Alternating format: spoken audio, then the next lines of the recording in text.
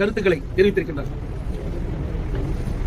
எப்படி அரசு உதவி பெறுகின்ற பள்ளியில் அந்த நிர்வாகத்துடைய அனுமதி இல்லாமல் எப்படி அவரை இந்த சர்ச்சைக்கு உரிய கருத்துக்களை தெரிவிக்க அனுமதித்தார் என்று தெரியவில்லை.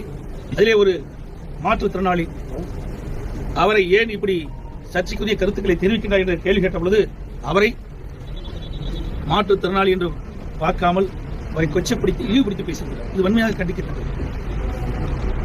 அதுவும் அவள் குறிப்பிட்டது, அந்த நபர் குறிப்பிட்டது ஒரு மனவேதனையான கடுச்சொற்கள். அந்த சர்ச்சைக்குரிய கருத்துக்களில் எங்களுக்கு கிடைத்த தகவலின்படி அவர் ஆண்டவனால் நீங்கள் இப்படி படைக்கப்பட்டிருக்கிறீர்கள், மாற்றுத்திறனாளியாக படைக்கப்பட்டிருக்கிற ஒரு கடுமையான சொல்லை பயன்படுத்துகிறார். மாற்றுத்திறனாளிகளை மனித நேயத்தோடு பார்க்க வேண்டும், மனசாட்சியோடு பார்க்க வேண்டும்.